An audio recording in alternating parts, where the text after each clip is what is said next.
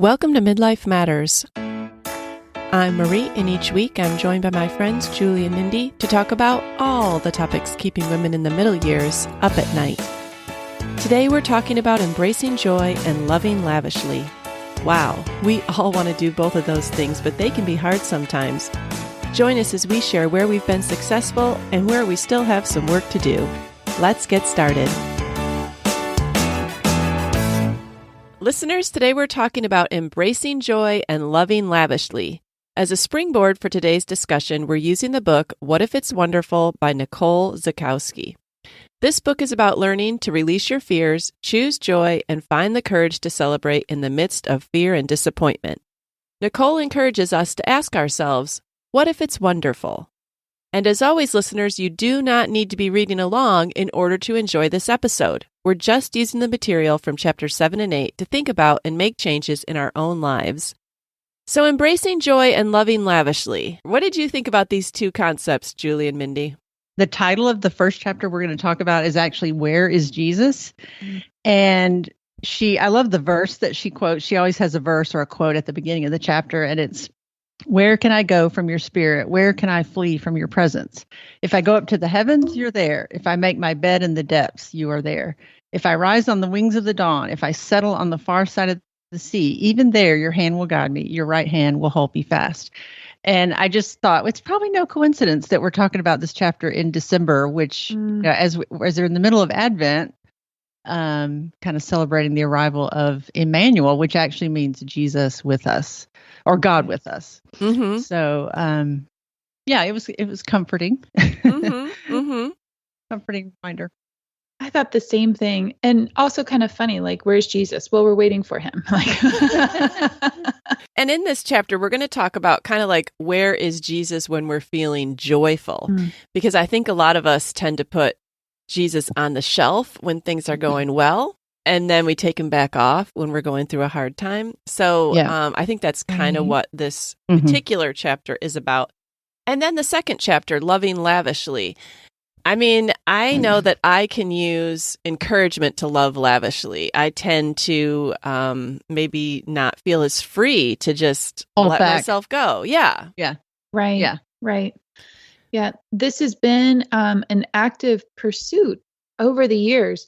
And I love how she put it into words, something that I'm striving so hard to try to do. And I love that we're about to talk about this, and I can't wait for our conversation. Yeah. All right. Well, do you want to summarize where we are in the author's journey up to this point, Julie?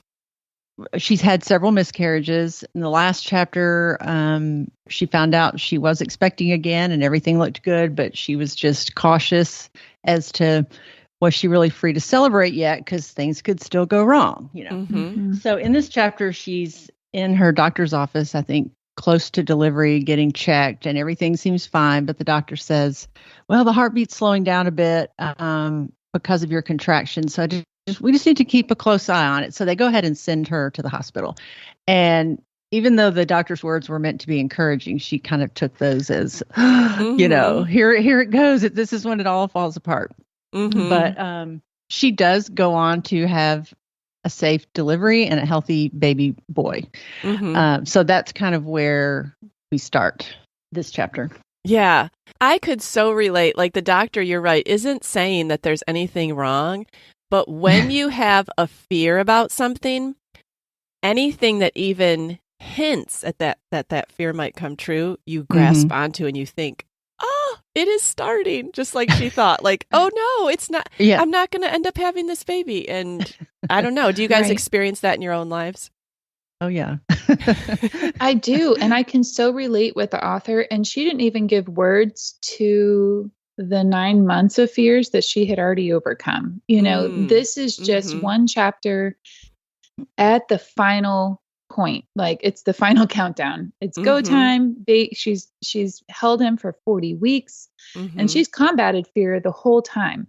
And so I appreciate that she said, like, at some point she said, I'm done with this fear. I just need to see him, like, right. You got to she show just me kept my saying, kid. He needs to be out. He needs to be out. It's time. Right. It's time.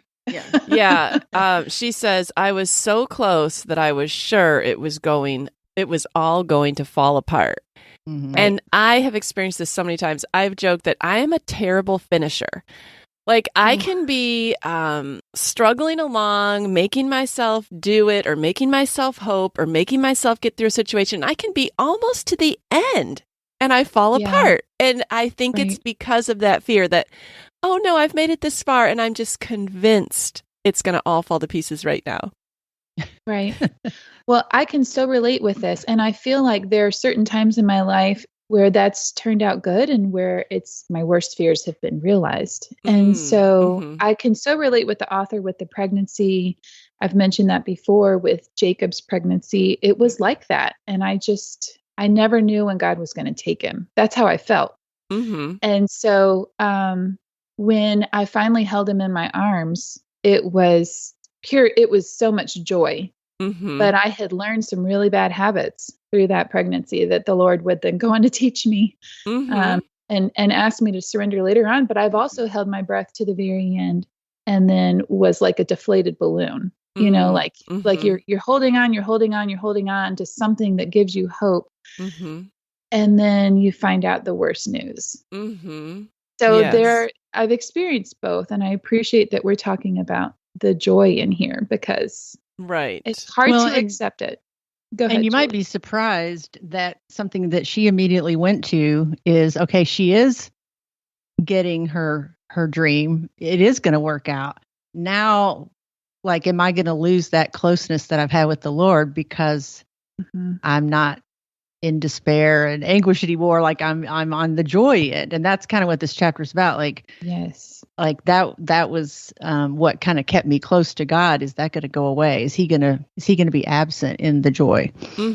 Yeah. She said, I'd learned to trust God in my pain, to accept him as my answer in ambiguity, to let hope heal my heart with or without my circumstances changing, and allow faith to keep me afloat in stormy waters. I wanted to believe, to trust God enough to put my full weight on joy. But doubt had a loud voice, and I'd spent years letting it shout at me. I love that, like, put my full weight on joy. Like, maybe I think of like a bridge that's kind of falling apart. Like, okay, I'm going to put one foot on it and see if it rocks and holds. Okay, now I'm going to maybe put a little bit more of my body weight on it. Like, it, and that's how it is with joy. Like, we are hesitant to just rest in it.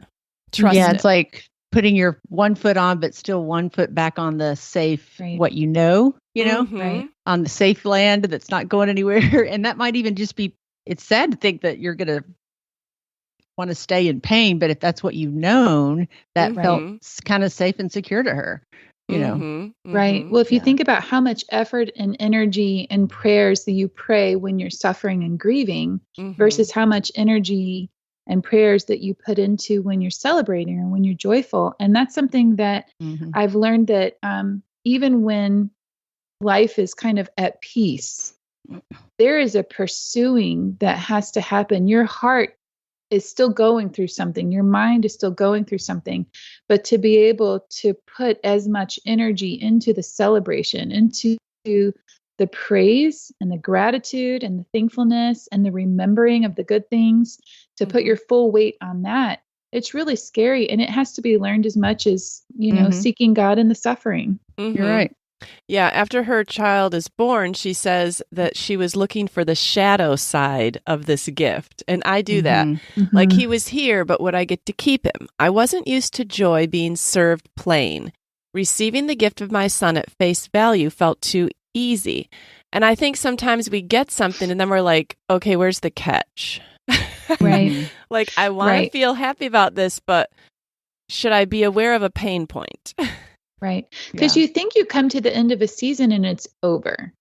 Well, you keep living. Like, the next day comes. Whether it's a good season or a bad season, the next day comes. Time is such a mystery and it keeps moving forward. It doesn't just stop like you think it will when you're like, oh, okay, solved it, crushed it, or moving on. But it's like there's the after. New things. Yeah. There's the next.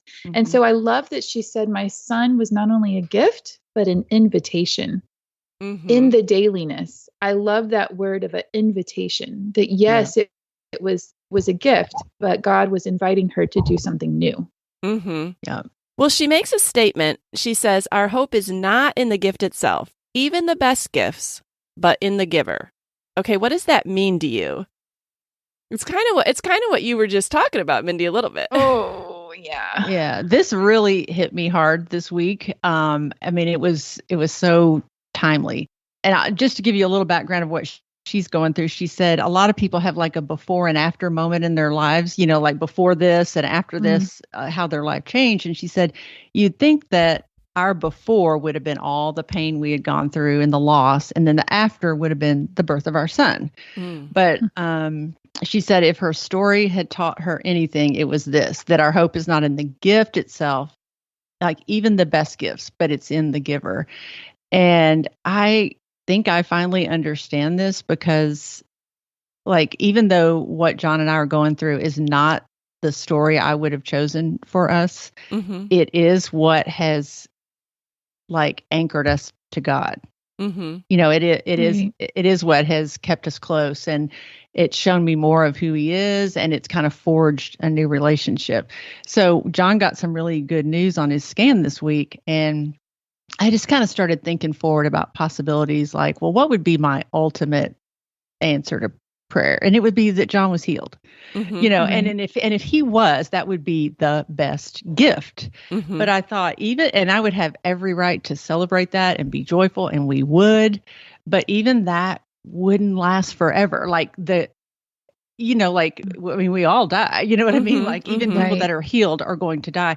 And it just reminded me that the ultimate joy had to be in the giver, because the gift, even, on earth, doesn't last. And we've talked about that before, like that we put too much significance in things here on earth that aren't meant to give us that permanent sense of joy and satisfaction, even though that would be a great one. I'm not denying that, but I'm just saying it still has to be in the giver. Yes. More than the gift. One way I've thought about this is, what am I afraid of? Because the things that I'm afraid of show me where I'm putting my trust. And so I have thought before, if this happens, then we'll be set. And then either that works out or it doesn't. Oh, if I just had this, that would be it, right? But the older you get, the more you realize that you do have friends that get sick, and you do lose friends, and your parents will get sick, your kid will get sick. Like, you end up walking through seasons that you just didn't envision when you're looking at the fantasy of your life that's going to be fabulous, when you're 18. And so the longer you live, the more you've suffered or been around suffering. And so I remember thinking like, well, what can I put my hope in then? What should I be afraid of? And God's the only thing that's not going to change. And when I realized that, and also the Bible talks a lot about fears, and he says, fear me alone. And that is a good place. The fear is a surrender. It's a giving over of the joy and the pain to the one person who will never change and who is faithful to carry you through each season. But that was something as a parent that I struggled with when my kid was in a season of suffering, and they're like, well, I don't understand. And I could say, I don't understand either, but I do know that God loves you even more than I do. And so let's try to trust him and see what he has for us in this season. And it's him. We've talked about how heartbreak and disappointment can be an avenue for growth, but what about joy? This was such a hard question because it's so easy to see how you've grown in the hard times. I mean, there's books written about them. There's movies written about people's growth in hard times. I don't know that I've ever seen a movie about somebody's growth in joy. Have you guys? People are not drawn to that. Nobody likes Pollyanna. So that was just really a hard question. Like, how can you grow in joy? I was thinking, well, I can grow in joy in that if I put my foot down and it holds, then the next time I'm joyful, I'll put more of my body weight. Like maybe you grow that way, like you grow to trust joy more the more you experience joy. Maybe that's a lesson. I don't know. What did you guys have? What did you come up with? Well, and if the joy is in the giver, then you learned that the circumstance isn't as important as you thought it was. Like that you could still have joy when maybe the baby didn't arrive safely. Like, I mean, that's a tragic, that would have been a horrible thing. Right. But I think what she's saying is, could we still have joy, you know? Oh, I thought she was saying, like, in the midst of your baby arriving and everything is really good, how can you still grow? I guess that's true. I guess she's talking about, like, uncomplicated joy. Yeah. Like, how can you grow in that? Yeah.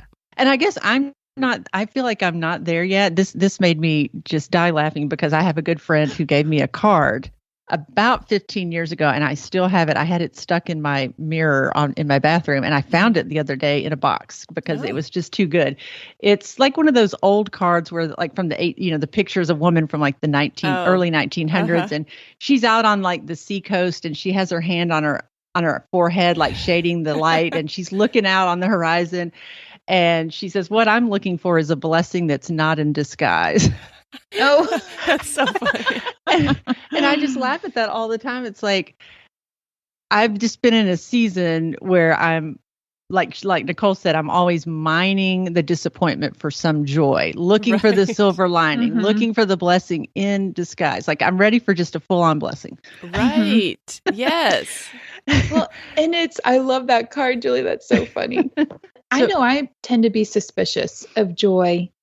And Marie, I love how you put that. It's almost like exercising. You know, you have to build the muscle. You have to work out the muscle and stretch it and build it and tear it down to build it up again. That's how muscles grow. Learning to experience joy, because we all know as long as we're on this earth, there's a season for joy. You're not going to be elated or joyful 100% of the time, but in the same regard, you're not going to be in suffering 100% of the time. But that all roads lead to us dying, like you said, Julie. And so how can we have joy? I've been reading Ecclesiastes. Everything is meaningless, you know, and you're looking for joy under the sun, and it's just, you know, it's temporary. And so the only thing that's not temporary is God himself. And so we don't know what roads we'll walk, but to be able to fully experience joy takes an act of trust, and it takes putting it in the right place and being thankful in that moment, knowing that the next day will still come, maybe. Yeah, I think you said it better than what I originally was saying at the very, very beginning. Like, yes, we find joy in suffering, but when it's just all out joy, I think it's important to remember, and I don't mean this in a like Debbie Downer way, but just that it is not meant forever. Like this, like you said, there are seasons. You'll come in and out of seasons of joy, and not to just hang everything on that outcome. Right. She does bring up Elizabeth and Zacharias from the Bible. And I think that they both received really joyful news, and they had really opposite reactions. So, Julie, can you summarize that for us? Yeah, it's the story in Luke 1. And so after years of dealing with kind of the shame of infertility and the grief associated with that, the angel Gabriel visits Zachariah and Elizabeth and tells them they're going to have a son. And Zachariah doubts the angel, and the angel silences him until the birth of the child. Like he literally can't speak. Right, he cannot speak. And then Elizabeth, she doesn't get entangled with doubt or let the dread of what could happen cause disbelief. So she is celebrating the good news. I feel like Julie and I would have like long extended curses of silence, and Mindy would be singing from the rooftops. Oh no. Right now, yes. Seasons past, no. I just feel like reactions to joy are kind of personality driven too. And so that's how I see the three of our personalities, but maybe that's not true. Mindy, did you think that you were more like Zachariah or Elizabeth in your response to joy? I've seen myself in both. Okay. Well, that's true. I really have. And I'm thankful that I would see myself as Elizabeth right now. Okay. I would choose to celebrate today, not knowing what will happen tomorrow. Yeah. Yeah. And I am a skeptic at heart. So yes, I would fall more on the Zechariah side, but I would say I am learning to like trust God with the possibility and not really knowing how or what it would be, but just the possibility. Like, let's see what God can do. Okay. Well, she talks about, she is a psychologist. Is that right? Yes, a therapist. Okay. Yeah. Okay. Yeah. So she's a therapist, and she says that when she's working with clients and the client shares a story about their life, she will often ask, well, a client kind of shares a joyful story. She will often ask, where are you in the room and where is Jesus? To give her insight on how they feel about themselves and their relationship with God. So when you think about something joyful that happened in your own life, where is Jesus in the room of your rejoicing, and what does he look like to you? This was, a convicting thing, because I feel like Jesus is quietly in the background clapping, maybe like in a corner where I'm celebrating like with all my friends and family. But then if I'm suffering, I'm prostrate on the floor before Jesus' feet. You know what I'm saying? Like there's two different rooms. Yeah, I feel like Jesus is kind of over along the wall, and he's like, I'll be here for you when you fall, That's it. Yes. I'm here for you, but I've got the crutches. He's close by when you call him again. Yeah.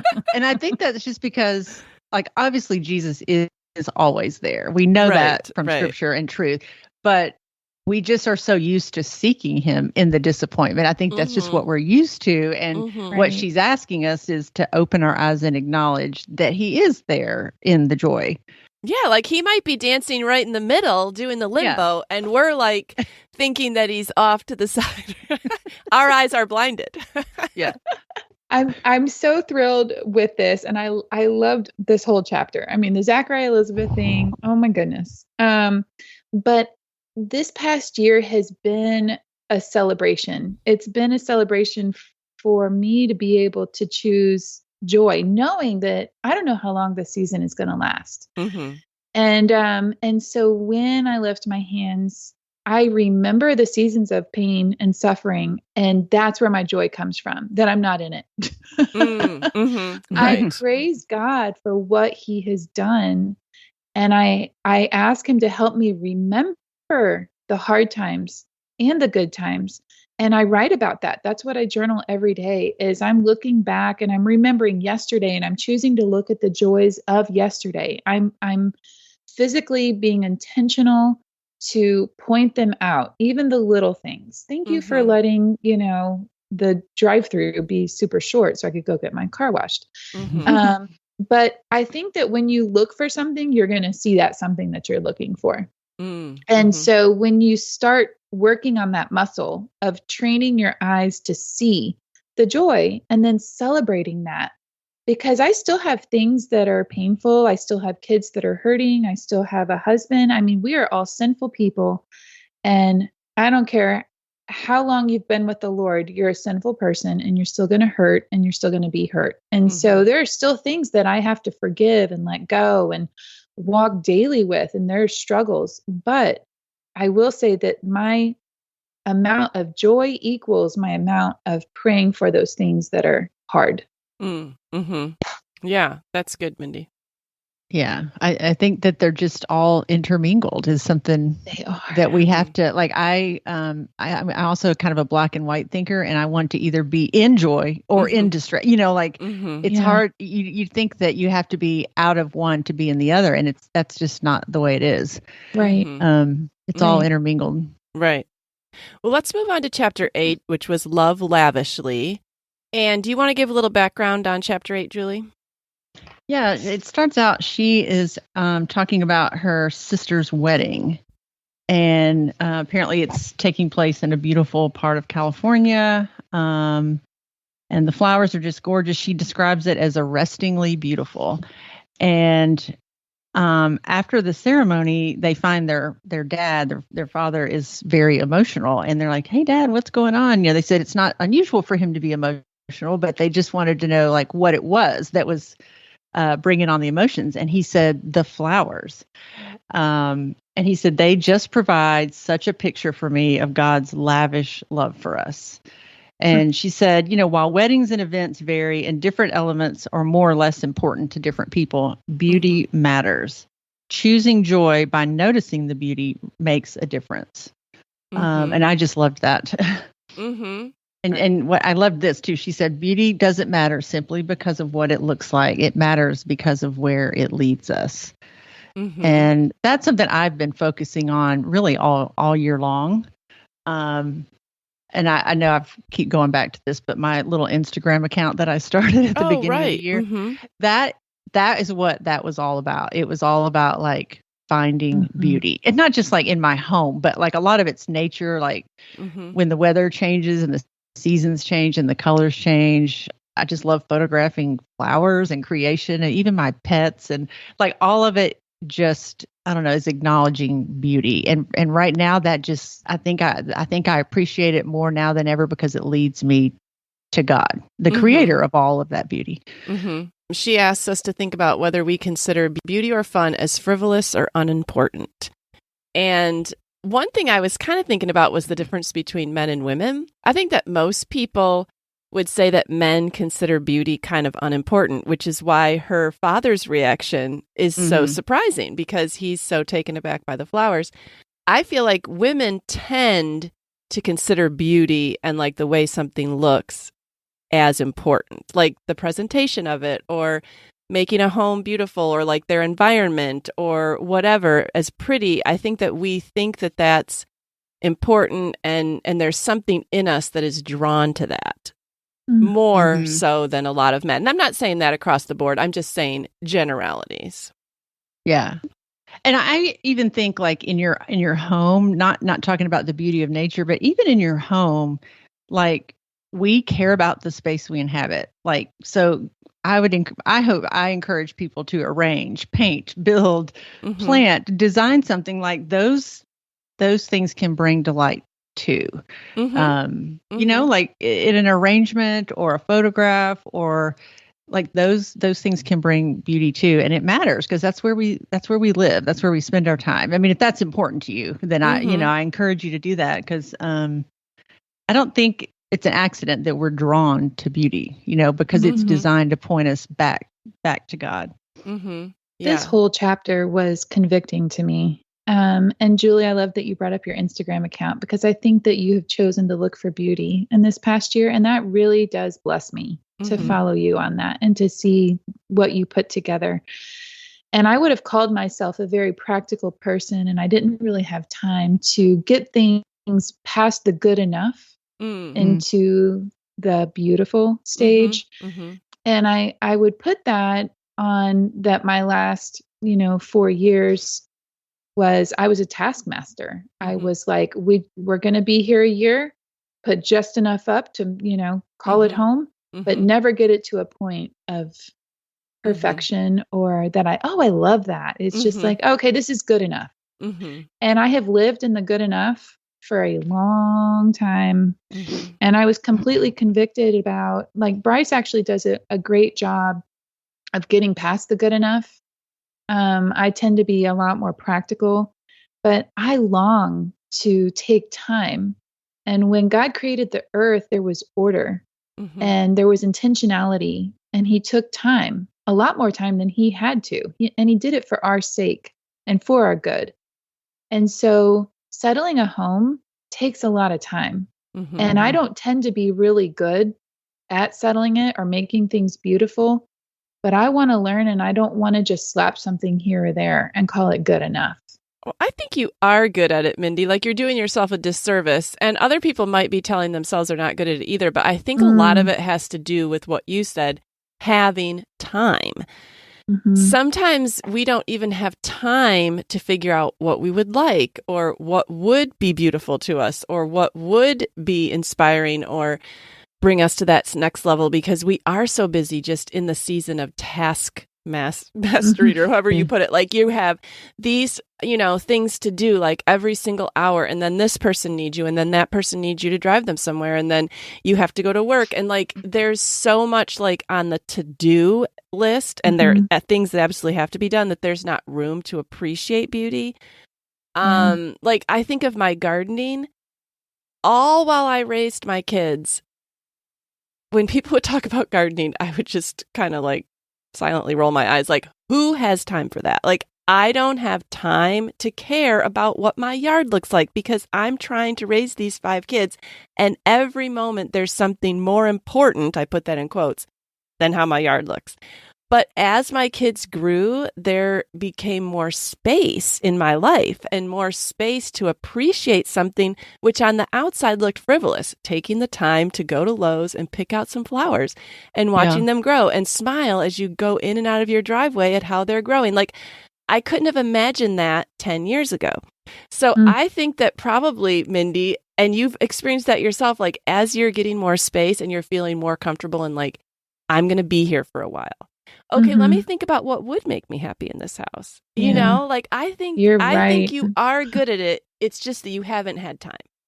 Well, and Mindy, I hope you don't mind me saying this, but maybe was that a self-protection mechanism? Like, I'm only here a year. Like, I don't want my heart to get broken by being so attached here. You know, like I think that's true. It kind of goes along with this chapter. Like, well, when you know, when am I going to have to let this go? So I don't want to be too invested. You know, I think that's our tendency. Yeah. Too. I've seen you make things beautiful, Mindy. I've seen you make them beautiful many times, and I know you know how to do it. you're both very right. And I love the chapter, and I kind of laughed at the dad. I was like, yeah, he's just losing testosterone, so he's crying at everything. Forgive me. I had to find humor somewhere. But I mean, when you think about flowers in and of themselves, what's the point? Yeah. And I can't live without them. But really though, they add so much, right? Mm-hmm. And even when we read about heaven, we hear about the colors that our eyes can't even see right now. Mm-hmm. And so you think about the fragrance, the texture, the seasons that they grow in, the different types and shades and colors and everything. And it's just fascinating. And you're like, so the purpose is just for what? Enjoyment, smell, new life. You know, it's just. Right. It can seem frivolous. This is kind of a frivolous example, but we had a Friendsgiving, and I have said before on the podcast that I hate tablescapes. I don't want to think of what to put on a table. I don't want to have, like, to me, it was just completely frivolous. But I think that's because I've always been in a season where if I made my coffee table beautiful, one of my kids was just going to come along and shove it all on the ground and set their Legos up there. Like, why would I bother? Or if I make the kitchen table beautiful, they're going to spill their milk and we've got to get all these plates around the table. Like, it seemed frivolous. But I had so much fun setting the table for that Friendsgiving and making it look pretty. I actually sent a picture of it to the guests, like, look at what it's looking like. Like, I had fun. And that is, again, like, if you've heard me talk on the podcast before, I have said I hate tablescapes. But if you have time to enjoy doing something, it makes all the difference. And if you're in a season where that can be fun, you know. So I think that if you're not in a season, if you find yourself like dismissing beauty as unimportant or being super practical, know that may not be forever in your life. Like, there may come a time when you're more open to that, or you just have more space for that. It really leads in well to the next thing that she talks about. She relays the story from Luke about the woman that breaks the perfume and pours it at Jesus's feet. And she reminds us that this woman was most likely a prostitute. She was uninvited to the gathering. Standing in the presence of Jesus, she recognized him as her savior. And she was really overcome with emotion because of what it meant for her sin. And she cried and she broke this jar of expensive perfume. And they said it was worth a year's wages for a person. And she begins to wash Jesus's feet. And the other guests, who are the Pharisees and the disciples, they're kind of looking on like, all right, Jesus is going to shut this down in a minute. Like, he is not going to accept this lavish, wasteful gift. But Jesus does receive the gift of her celebration of him. And then he starts to speak to the guests who are obviously offended. He can tell by their their faces that they're offended. And so we have to ask ourselves, would we respond like the Pharisees or like Jesus to a seemingly, frivolous or wasteful gift? I've heard this so often. I've heard people use this as an example of even like giving to the church. Like, well, why would I give to the church when they spend all this money on staff and overhead? And look at how nice that building is. That seems a waste. They ought to be meeting in a, 4 walls and a roof and donating all that money to the poor. And I can see kind of what they're saying, But then I also see, like, when God told Solomon to build the temple, he made it a point that the temple was going to be beautiful. Like, that was his house. And I know that, like, God literally dwelled there then, and maybe, some people might say, well, God doesn't literally dwell in our church anymore. But I still think, like, just like we dress up to go to church, maybe, having a building that looks nice and is beautiful does, like, just what we were talking about, kind of point us to the beauty of God. I don't know. What do you guys think about that? Yeah, that's a hard one. I remember one time at my church in Memphis, we were out kind of going and visiting people that had visited our churches, who had visited our church before. And we spoke with this one man one night, and he said, I just have a real beef with your church. And I was like, what? And he said he was in some great distress in the middle of the night, and he had driven to our church and the doors were locked. And I said, oh, well, what's wrong with that? And he said, well, that obviously tells me your building is more important than the people. And it was just hard to refute that, because I said, well, like, don't you lock your doors at your house? And he said, no, he didn't. And, I was like, you live in Memphis, you better be locking your doors. But it was just it was a hard conversation, because I didn't really know what to say, but I know people think that way. They think that the church is wasteful. And or if they see that the pastor lives in a nice house, then they think, oh, well, they pay that pastor way too much. Why would I bother giving to that church? Look how much they pay their pastor. Yeah. I've heard all those things. Yeah. So in the New Testament, I love that we actually get to see two disciples that disagree about sharing Christ. They disagree who to go to. And I love that, because God uses that to spread his gospel. There are different religions. There are different religions that are Christian that are both seeking God, but they do it a different way because of tradition or family setup or country or whatever. And so the kingdom of God can include all of those things. It can include the people that are at the big, beautiful building, and it can include the people that are at, under the tree in Africa. And so I think that God convicts differently, different people. And only when something like a church becomes an idol and keeps you from sharing him, that's when it's wrong. But otherwise, our resources, if he's blessed you with a resource, use it for his glory. And so I truly love this picture of this woman who was uninvited and who chose to sacrifice the thing that she had put before Christ. And she gave it on the altar, which was his body. And she used her own hair to wipe it up, the expensive perfume. It represented what she had sought, where she sought love and affection and belonging. And that was in her adulterous lifestyle. That perfume was bought with money from her sin. And she chose to sacrifice the thing that she was choosing to accept God's love over the love of other people. And Christ is worth it.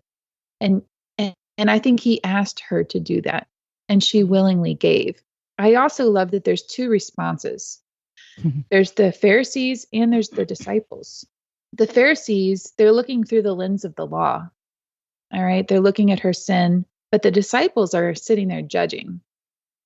And the depth of her sin created the depth of her joy and gratitude over the redemption that she received. Right. And the depth of her sacrifice, because that, was a huge sacrifice for her. She was putting all of her trust in Christ. It was a gift of sacrifice, of surrender, of acceptance. It was beautiful. And I haven't really understood the story. I think there's so much more to it that I could sit and just process. Yeah. Well, and I think like the Pharisees, I think we'd like to think we'd be more like the woman and making that sacrifice. But like Nicole says, sometimes I think we're more like the Pharisees than we want to admit, because what they were having trouble realizing is that they needed God's grace and rescue just as much as that woman did, and they couldn't see that. Mm-hmm. So that's why their celebration of him wasn't as great, because they just didn't see the need, Mm-hmm. Right. and she did. So it's kind of ironic, that they think they've earned, by keeping the law, this great position in Christ, and it caused them not to be as grateful for it, and not pass it on and not extend it to others, not extend that grace to others. I think whenever we can't remember the depth of our sin and depravity, then we start judging other people, and we can fall into the Pharisees. And we can also find ourselves in the disciples too. Like, it's real easy for us to, it's always so easy to tell other people, whether it's people or institutions, how they should spend their money. Right. But we take great offense if someone tells us how we should spend our money. But it's always so easy to see how everybody else isn't using their money the right way. Well, and isn't money such a dividing factor? It is, yeah. Because money tends to be the place that we put our trust and our hope and our salvation, if I could put it that way. And so as soon as you sacrifice money, somebody that, will have an opinion. But Marie and Julie, both what you were saying, I love how she summarized it. So I underlined this sentence: we are often comforted by our own decency, and therefore fearful of our own depravity, causing us to minimize our astonishment of grace. Yeah. And when we mention the disciples, I think it's an interesting viewpoint that they have, because the Pharisees were judging because they felt morally superior, but the disciples were kind of taking a social justice viewpoint, like, all this money could have been given to the poor and to the needy and clothing them and feeding them. And I don't think that Jesus was minimizing the need to do that at all. Like, obviously, in other scriptures, we know that is biblical.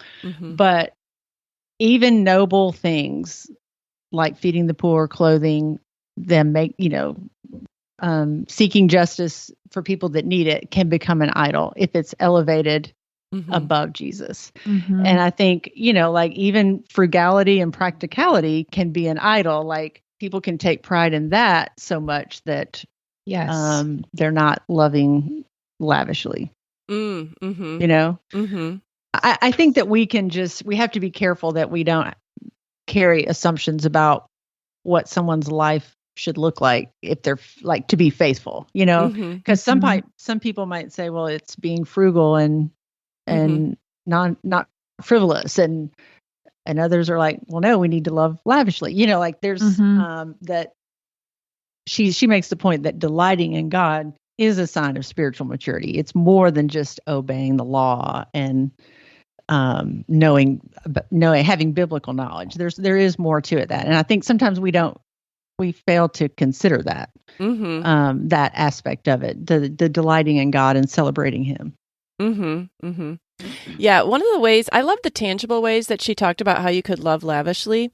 Like, you might celebrate a friend lavishly by thoughtfully affirming her character verbally or in a handwritten note. I think when we hear lavishly, we think monetarily. But this was a good reminder that taking the time to really express what that friend means to you is lavish love. She said that celebrating a relationship might mean taking more time with a loved one than the scheduled hour you have set aside, even if it means your to-do list remains undone. That's lavish love. Like, you're not just an appointment to me, and at the end of the hour, we're done. If you still need me, I'm still here. Or if we're busy having fun, I'm going to put off what I had to do. Like, that's lavish love. It said that it might look like purchasing or making a gift for someone you care for that makes it clear that you've been paying attention to what brings that person joy and makes her smile. It might mean learning to love what matters to your friend or family member, even if it is of no natural interest to you. And I think that we all have done that at times with our kids. Like, we want to connect with a kid, and so we will learn about what they enjoy so that we can have conversations with them. That's a form of lavish love. Or it might look like using your experience, influence, or connection to further someone else's dream. Like, all these were very meaningful ways, and they didn't have to cost a lot. Like I loved, because I think we're thinking we have to sacrifice a year's wages, but no, loving lavishly can just mean giving of our time and ourselves and, our words and just all of that. Yeah, it can mean both. It can mean sparing no expense, or it could mean not spending a dime, Right. But it costs you something, your time, your energy, your preference. Right. It's a cost. It's sacrificial. Yeah. Yeah. She's ending the chapter going back to the wedding. And, she says that the lavish acts of love toward God and other people are not always in a church pew or at a wedding. Like a lot of them just happen in everyday life. And she talks about like when her husband kisses her in the hallway and says he still loves me and that he still likes me. Or like, the fall of the waves on my parents' boat, that place of my favorite childhood memories, or tucking in crisp, clean sheets, or preparing a meal. Like all these things are beautiful, and they point her to God. And she reminds us that like we're physical beings, and God made the physical world intentionally. So he gave us the senses to be able to see and hear, and she says bump into his glory in the everyday world. So she said beauty connects us to God's abundance. I just loved the question she asked at the end. She goes, what scene gives you pause? What feelings steal your breath? What words make you weep and wonder? What details bring you delight? Did you guys answer those? Well, I was thinking about just times where we do feel like so close to God. Like I was thinking about when we went on our Glacier National Park trip this summer. Like, I don't know that you can hike in nature like that and not be awed, especially when it's not. I think sometimes we feel those senses of awe when we get outside of a place that we see every day. So like if I go to the beach and see a sunset, I notice it so much more than if I saw a sunset out my own window, because there's something about just it being new. It captures our attention, and it kind of gives us pause and helps us to remember that those are special things. Or, making you weep and wonder. Like, I just think about like when our children are born. I want to tear up even right now. Like it's like the closest you can be to God when you see your newborn baby. Like you can't help but feel so overcome by emotion and like wonder and, oh my goodness, what a gift. And like, look at how perfectly formed they are. And it's just amazing. Yeah. I know. I thought about sunsets. Like I just love sunsets. I don't see too many sunrises, but I see the sunset. And I've gotten to where, and my son David is like this. Like we share this, and it's really cool. I'll get in the car and drive over to Ravenwood High School because it's up on a high hill, and it just makes for the most gorgeous sunsets. Like 15 minutes out of my way, but I'm going to do it if it's a good sunset, and I take pictures of it, and I feel that way when I'm at the ocean. Just like the power and the vastness of it just makes me think of God. Like I always take a walk and just reflect on my life when I'm at the beach, and then just flowers and even light, the way it streams through my house. Like I just think that's so beautiful, and the different seasons and how it changes. And the other night I teared up. I went to the Christchurch choir and they sing the Hallelujah chorus. That makes me cry every time. Just the words and just the power of all those voices together. It was just gorgeous. So, yeah. One moment that recently kind of took my breath away was over Thanksgiving. I had all my kids home, and we had this time that happened. We started a fire out back, and we started playing like some party music, and I am getting somewhere with this.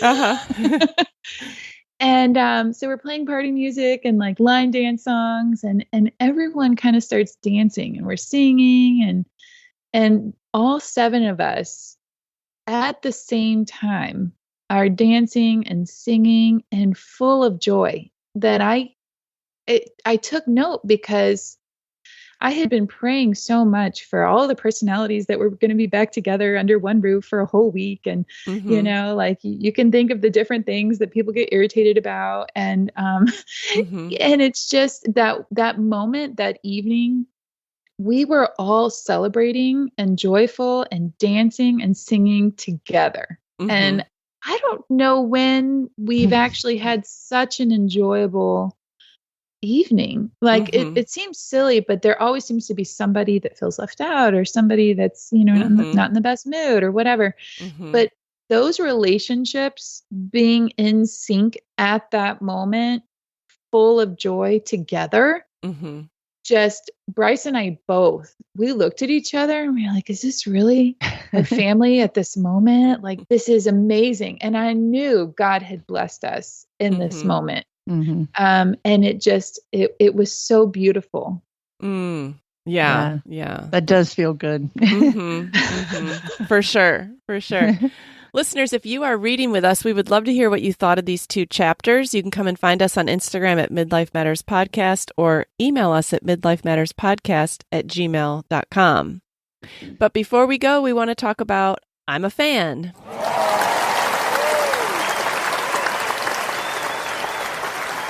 All right, Mindy, what are you a fan of? Well, since I mentioned settling our home earlier, I have been in need of some curtains, but I wanted like quality curtains. And so I took a note from the Chris Loves Julia Instagram page, and she has recommended these curtains so many times. They're on Amazon. They're good quality. They're lined. They're thick. And I actually have bought them in multiple colors now. Okay. All right. I'm going to try to, the name is like super long. Okay. So it's called HPD, Half Price Drapes, Bach, LNDWP, Extra Wide Linen, Room Darkening Curtain. Did you get all that? We're going to put a link to that in the show notes. I'm just going to link it, y'all. Yeah. And so that, seriously, don't look up that name. There's no way. Follow the link. I needed panels that were room darkening, but also I wanted the linen look. Yes. And so these hang heavy. They actually have some weights at the end. They hang heavy. And I got them. They come in many different colors and also different lengths. I was able to get the 108 inches length-wise. And also, y'all, they're 100 inches wide. So they're not letting any light in. Well, okay. So, cause in my room, like I've got them, you can scrunch them up so they hang kind of close. Yeah. But they're substantial. You know what I'm saying? Yeah. Like it's not just chintzy. Not skimpy. Right. Yeah. Yeah. So for one panel that's 100 inches wide by 108 inches long, it's $64.89. That's really reasonable. That's very reasonable. That's a great price. So I have bought these multiple times and I love them. They've got to be heavy to hang though. They are. Make sure you've anchored your you want to anchor your rods really well. Yeah. How do they hang at the top? Do they have different options or? Oh yes, they have the hidden tab back. But I bought, so one place I've used the tabs, the hidden tab. And another place I've bought the curtain rings. To attach. Yes. Okay. So you can do either. Okay. Awesome, Mindy. I will definitely put a link to that in the show notes, listeners. All right, Julie, what are you a fan of? I'm a fan of a movie that I just watched, and it's called 13 Lives. And it's the story of, it's a rescue mission in Thailand. And if you remember, it really happened. The boys' soccer team and their coach that got trapped in a cave in Thailand. And I think they were down there like 20 days. And basically, people from all over the world came to help rescue these boys. And I remember hearing about it. It was in, I can't remember how long ago it was, but the way that they had to get them out, I had not followed it that closely, the story. And it was just amazing. Like I knew that the boys made it out because of the news story, but I was on my seat. Like I probably shouldn't have watched it that late at night because I was just all worked up by the end of the movie. Oh, wow. Okay. And it's a Ron Howard film. It's a really well done film. It's kind of almost like a docudrama, but really well done. And it makes you watch to the end to see how they do it. And it's I won't tell you because it's an amazing way that they decide. They're really thinking out of the box to get them out of this cave. Wow. In fact, because it was so controversial the way they did it, I'm wondering if the movie was just made because they just found out like what they did to get the boys out. Because Okay. they hid it from the media and everybody because it was so controversial. Oh, Yeah. Wow. Yeah. What's the name of that again for listeners? It's called 13 Lives. And that's on. I watched it on Amazon. Okay. All Yeah. right. That'll be a good one, Julie. Wow. Thank you. All right. I'm a fan of something a little weird, but if you're like me, then you've also struggled with this. So we were doing like some super deep cleaning of our hallway bathroom, and we like got new grout and just, really refreshed it. And I said to my husband, I'd kind of like to replace the toilet because I just can't get it clean. And he's like, replace the toilet just because you can't get it clean? I'm like, well, maybe if I start over, I'll be able to keep it clean. I don't know. I was full of hope. But I thought, okay, that is a little ridiculous. So do you know how like when you lift the seat up, like if you're a boy, and you can kind of see like this black ring that's maybe not obvious if it's the seat's down, like if you're a girl. Okay, this is very graphic, but do you know what I'm talking about, that ring? Yes. And Unfortunately, I can never get it clean with just like the regular toilet brush. I can spray a million toilet cleaners up there, let them sit for an hour. It doesn't do anything. So I thought other people must have this problem. And so I read why it occurs. It doesn't occur because I'm such a bad housekeeper. It occurs because that's where the water comes out for like when you flush. And so it's always moist under there. Oh. And what I read that you can get is a pumice stone to get that off. But I did not want to stick my hand on a pumice stone and start scrubbing. So I found these toilet cleaner pumice stones that are attached to a handle. And I'm going to show it on the... Can you see them? Wow. Okay. So, and that's one that's been used, but here's one that has not been used. So you can see that they get kind of worn down. But it was like magic, you guys. It was like magic. You can scrub under there, and it literally is like almost like an eraser. It's like erasing that grunge. And I did it a few weeks ago, and it has stayed away. And I'll just do it again when I need to. But I did not have to replace my toilet. There was a way to get that ring off, and it was just on Amazon for like, I don't know, $7. You get 2 in a pack. You can use them multiple times. And it says that they'll work on tile, toilets, sinks, bathtubs, hard water, lime, and rust. So it's called Pumice Stone Toilet Cleaner, and I'll put a link in our Amazon.